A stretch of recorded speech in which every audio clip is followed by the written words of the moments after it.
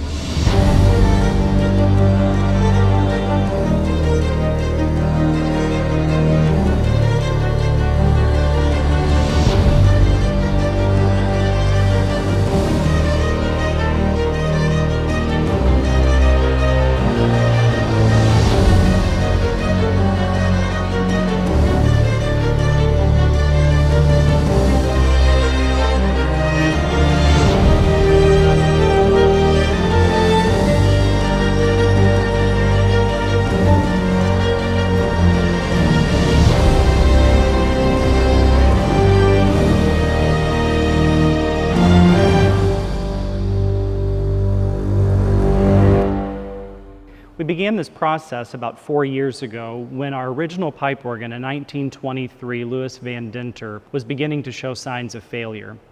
When the Poor Handmaids talk about sustainability, they're looking at a course of lifetimes more than just the next 10 years. When we met George Taylor with Taylor & Booty Organ Builders out of Virginia, we knew that we had found our match. My name's Aaron Reichert. I'm the Vice President and Tonal Director of Taylor & Booty Organ Builders out of Stanton, Virginia. We built Opus 83 here in Ancilla Chapel.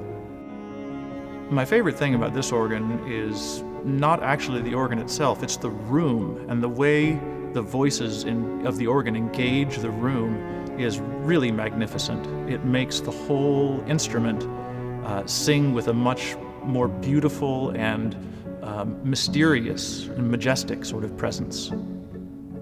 The organ here in Ancilla Chapel is really special in many accounts. First of all, it's beautifully decorated, and not done so because we needed decoration on it, but done so that it would be harmonious and fit with the room. The room is just a gorgeous, beautiful place to be in, to sit in, to listen to the organ. It's also wonderful to be able to provide an instrument that, to the best of our ability, matches the beauty of the rest of the church. This organ is unique in many respects. It's bespoke. It's designed and built just for the chapel and this acoustic. The organ has a few stops that are pretty special and that you don't see on every organ.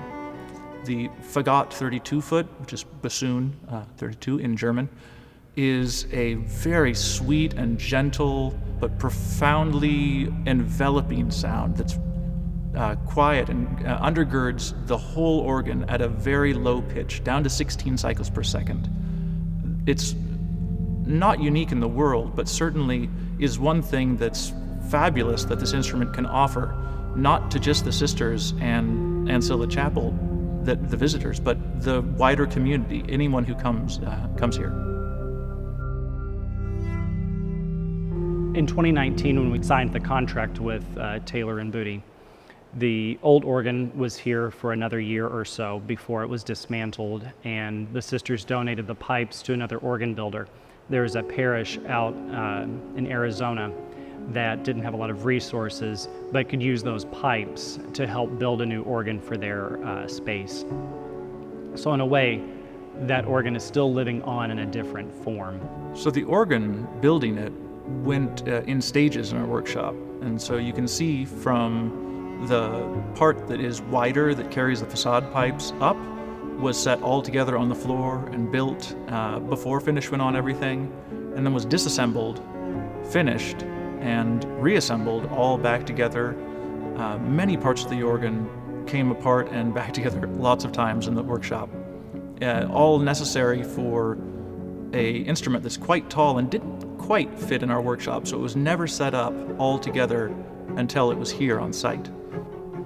In November of 21, they brought the first pieces of the organ in. It was just an incredible day to watch that really happen. So this organ is based in the North German tradition of organ building and is excellent for congregational singing, for accompanying the cantor with some of the sweeter, softer voices, and is an excellent player of the North German Baroque and earlier literature, but is accessible to most styles of music. The instrument has 36 stops. It has 2,486 pipes, many of which are reed stops, which are exciting. Work totally different than the flue stops, which compose most of the organ, but give you that wonderful, majestic, trumpety fanfare kind of feeling when you get to Christmas and Easter and those sorts of high feast days. The decoration on the organ is inspired from not only the reredos in the chapel, but also the tower above. And you can see many common elements throughout. All of the carvings on the organ are made from basswood that was actually from the site here at the center of Donaldson.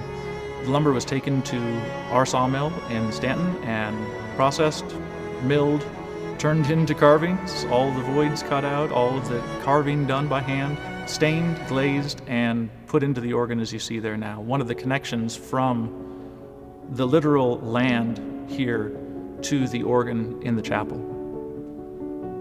It was the first Friday in March of 23 when they finished voicing and tuning the last pipe and left that day.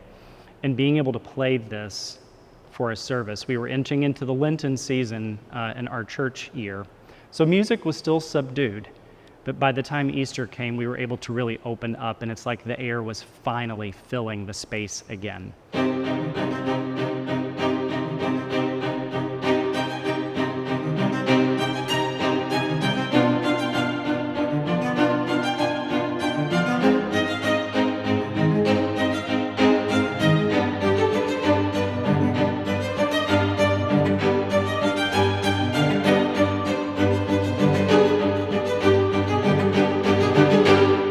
The pipe organ is integral to the liturgical life here at the Mother House in the Ancilla Domini Chapel. We have multiple services. On Sundays we have Mass that the community is invited to. We have Taizé prayer services that happen multiple times a month.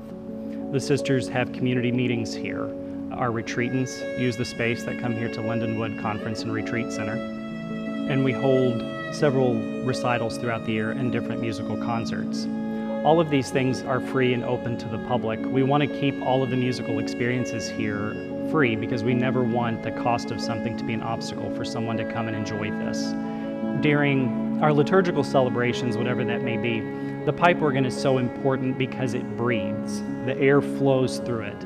In a way, we can think back to the creation story in Genesis, that it was the Spirit, the breath of God that animated the earth, that created.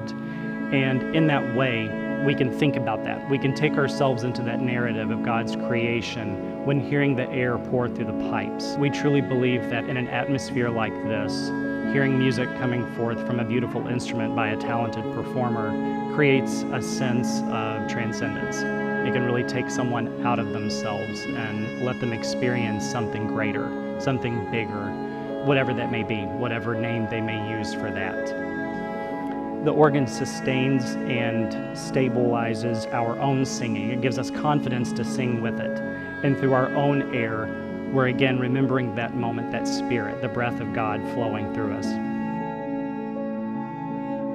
My favorite thing about organs in general is maybe not the organ itself, but how it parallels the human and the human voice and lifts people up in song, lets them sing together and not feel pushed by the organ, but lifted up and surrounded by it. In a way, we consider a lot of what we do here through Pope Francis's encyclical Laudato Si. And in that, he talks about being co-creators of justice, co-creators of a world that is sustainable, that creates life. And in a way, when we're creating music on this organ, whoever is playing it, it enters into this co-creational type of relationship with the divine. We're inspired, however that may happen, we're inspired to create this music, and that inspires a congregation of people, whether it be at Mass, a Taizé service, other type of prayer service happening here, to enter into that relationship and begin creating something beautiful within themselves and creating a community. And is meant to be a conduit for the Holy Spirit to be a voice to people who hear the organ. It's not meant to be its own voice, but it's meant to inspire the stories and the connections between people.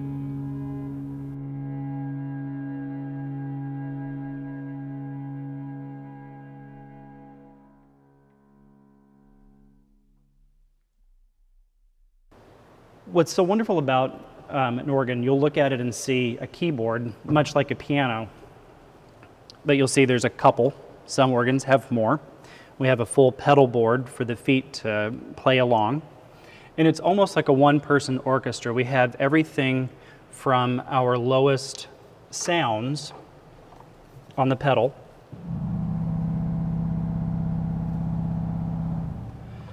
to our highest pitches, and everything in between. We have things that sound like a trumpet,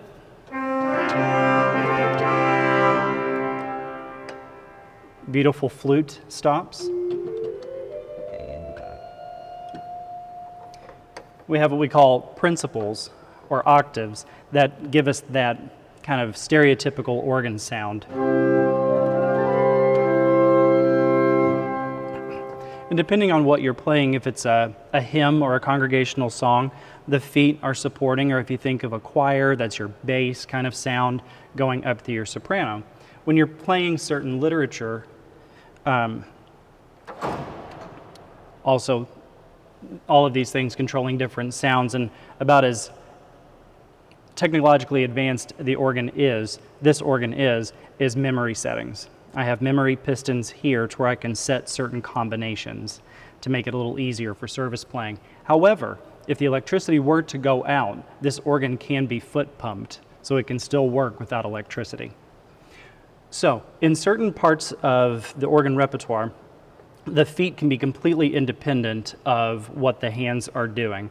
So, for example, if the hands are doing something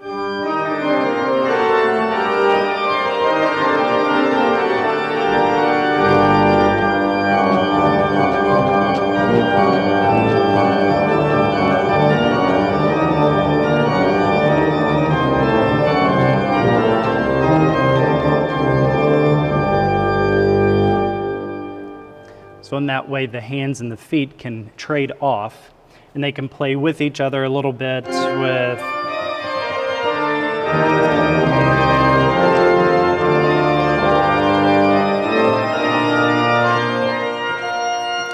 trading off a little, supporting one another. It's essentially taking the entire breadth of the sound that we can hear from, again, the lowest up to the highest, and creating, however you want to look at it, either that one-person orchestra or the one-person choir. Everything is happening all together. A few stops that make things really interesting. We have a vox humana. Let's see. That you can use in the vox humana. It's basically mimicking a human voice.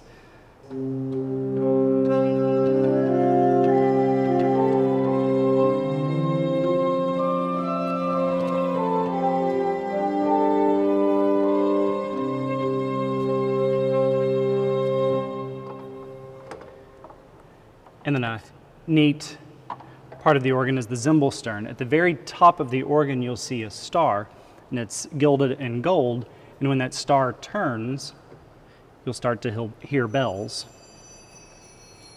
It's a fun thing to play along with certain repertoire, but the bells also do a great job accompanying hymns. You get to, for example, at Easter, Jesus Christ is risen today, and you get to that last stanza, the organ is full, you turn on the bells, and it just gives that little sparkle at the end that makes people's heads turn and look, see what's going on.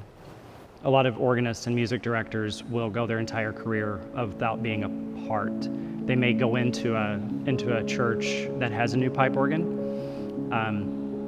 So I find it, I don't really have words. I find it incredibly humbling to be a part of the process of bringing this instrument to life and knowing that it will outlast me in my lifetime. It'll go on for generations to be able to provide song and music and uplift people and in some way continue the journey and people's journey with God well beyond my time on this earth.